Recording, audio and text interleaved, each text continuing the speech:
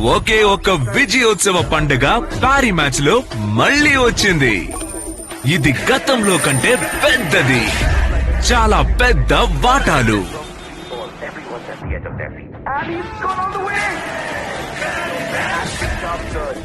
ఉదారమైన బహుమతులు, గొప్ప వేడుకలు. విజయోత్సవ పండుగను పారి మ్యాచ్ తో ఎంజాయ్ చేయండి. ఇప్పుడే ఆడండి.